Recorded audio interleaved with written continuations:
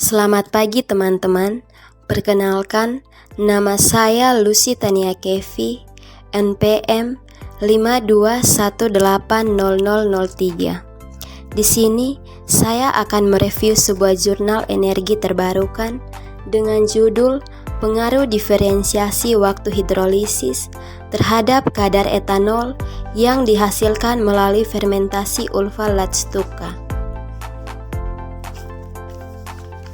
Pendahuluan, di Indonesia, konsumsi bahan bakar minyak mengalami peningkatan dari tahun ke tahun.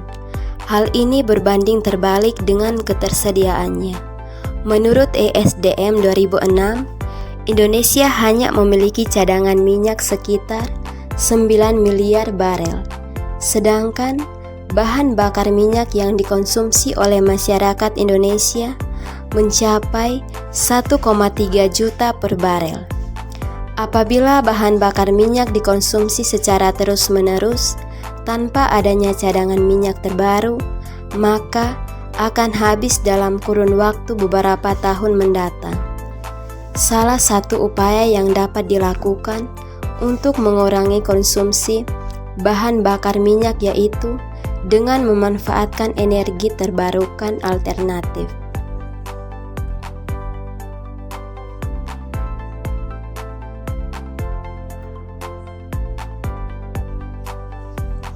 Bahan yang digunakan adalah Ulfa-Latstuka. Mikroalga Ulfa-Lattuca merupakan jenis chlorophyta atau ganggang hijau yang hidup di perairan dangkal di seluruh dunia, terutama di pantai yang berbatu. Ulfa-Lattuca digunakan sebagai substrat karena mengandung hemiselulosa 16,42%, selulosa 19,58%, dan lignin 2,9%. Alat dan bahan. Alat yang digunakan yaitu autoklaf, blender, gelas ukur, gelas kimia, corong, pengaduk magnet, timbangan analitik, Erlenmeyer, tabung reaksi, pipet tetes, pipet volume, termometer, labu ukur, labu destilasi, rak tabung reaksi, indikator universal, pembakar bunsen, spatula, batang pengaduk, kompor, aluminium foil, ember, panci, spektrofotometer UV vis, dan lemari es. Sedangkan bahan yang digunakan yaitu Ulfa-Latstuka, Fermipan, Tapeyes, Aquades, alkohol 96%, HCl 1%, NaOH 10%, urea, NPK, dan gula pasir. Yang berikut metode. 1. Pengolahan. Ulfa-Latstuca dicuci dengan air tawar untuk menghilangkan kotoran yang menempel. Kemudian dikeringkan di bawah sinar matahari untuk menghilangkan kadar air. Di blender, kemudian diayak untuk mendapatkan tepung mikroalga. Yang kedua, persiapan pemula. Media pertumbuhan 500 ml Aquades steril dengan 500 gram gula pasir dalam 500 ml Erlenmeyer, ditambahkan ragi roti komersial, Fermipan, dan ragi tape.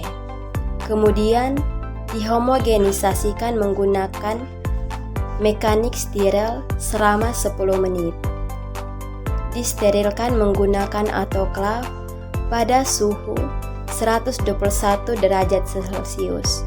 Kemudian diinkubasi pada suhu 30 derajat Celcius selama 24 jam di dalam inkubator. Yang ketiga, hidrolisis asam. 30 gram tepung mikroalga dimasukkan ke dalam botol fermentor 15 ml, kemudian ditambahkan 300 ml HCl 1%, kemudian dihidrolisis dalam autoklaf pada suhu 121 derajat Celcius selama 15, 30, 45, dan 60 menit sesuai masing-masing perlakuan.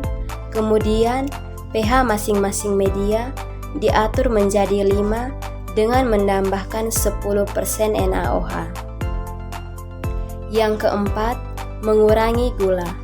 Larutan hasil hidrolisis masing-masing perlakuan sebanyak 1 ml dimasukkan ke dalam tabung reaksi, kemudian ditambahkan 1 ml larutan Velling A dan Velling B ke masing-masing tabung reaksi, kemudian dipanaskan dalam air mendidih selama 1 menit. Kemudian dipanaskan dalam air mendidih selama 1 menit. Yang kelima, fermentasi. Setiap perlakuan ditambahkan bubuk hidrolisis secara aseptik dengan steater 10% yang terdiri dari steater dari ragi roti dan tape yeast. Diaduk menggunakan shaker selama 10 menit. Setelah itu, setiap Erlenmeyer dihubungkan dengan selang karet. Ujung selang dimasukkan ke dalam air untuk menghindari kontak langsung dengan udara. Kemudian difermentasi selama 3 hari pada suhu kamar. Yang keenam, destilasi. Sampel cairan hasil fermentasi dimasukkan ke dalam labu destilat dan ditutup menggunakan gabus. Temperatur pemanasan dipertahankan pada temperatur 70-80 derajat Celcius. Kemudian, proses ini dilakukan hingga menghasilkan 5 cairan destilat. Kemudian, menghasilkan bioetanol.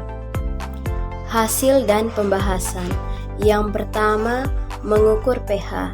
Seperti yang teman-teman lihat pada slide, pada tabel 1 itu merupakan hasil pengukuran pH. Pada perlakuan A, replikasi 1 itu 3, replikasi 2 itu 3, replikasi 3 itu 1, sehingga pH rata-rata 2,3 dengan waktu hidrolisis selama 15 menit. Pada perlakuan B, replikasi 1 itu 3, replikasi 2 itu 3, replikasi 3 itu 3, sehingga pH rata-rata 3 dengan waktu hidrolisis selama 30 menit. Pada perlakuan C, replikasi 1 itu 4, replikasi 2 itu 3, replikasi 3 itu 4, sehingga pH rata-rata 3,67 dengan waktu hidrolisis selama 45 menit. Sedangkan pada perlakuan D, replikasi 1 itu 3, replikasi 2 itu 3, replikasi 3 itu 3, sehingga pH rata-rata 3 dengan waktu hidrolisis selama 60 menit. Yang kedua, mengurangi gula. Dalam penelitian ini, metode Velling digunakan untuk analisis kuantitatif gula reduksi. Reagen yang digunakan dalam campuran Velling A dan memerlukan larutan CuSO, Velling B memerlukan larutan NaOH. Uji Velling akan memberikan endapan merah bata pada gula reduksi.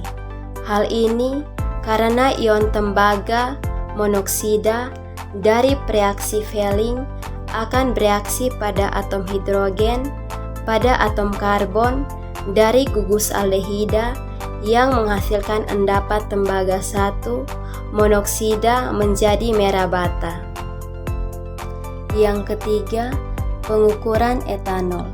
Pada tabel kedua, itu merupakan hasil pengukuran kadar etanol.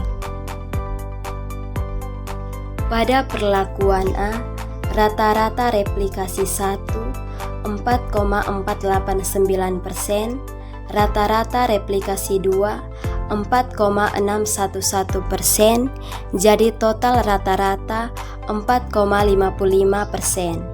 Pada perlakuan B, rata-rata replikasi 1 8,133%, rata-rata replikasi 2 8,156%, jadi total rata-rata replikasi B 8,15%.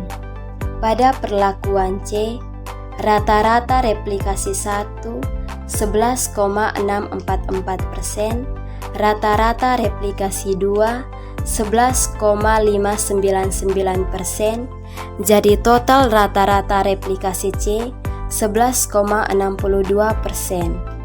Pada perlakuan D, total rata-rata replikasi 1 13,156%, total rata-rata replikasi 2 13,178%, sehingga total rata-rata replikasi D 13,17%. Yang berikut seperti yang teman-teman lihat pada slide, pada gambar 1 itu merupakan pengaruh waktu hidrolisis terhadap kadar etanol. Pada waktu hidrolisis selama 15 menit, kadar etanolnya mencapai 4,55%. Pada waktu hidrolisis selama 30 menit, kadar etanolnya mencapai 8,15%. Pada waktu hidrolisis selama 45 menit, kadar etanolnya mencapai 11,62%. Pada waktu hidrolisis selama 60 menit, kadar etanolnya mencapai 13,17%. Jadi, dengan kata lain, semakin lama waktu hidrolisis, kadar etanolnya akan semakin banyak. Yang berikut kesimpulan. Lama hidrolisis berpengaruh nyata terhadap kadar etanol yang dihasilkan melalui fermentasi ulfa lactuca. Hasil penelitian ini menyimpulkan bahwa waktu optimal untuk tahapan hidrolisis dengan penelitian ini adalah 60 menit yang menghasilkan kadar etanol tertinggi 13,17%. Sekian dan terima kasih.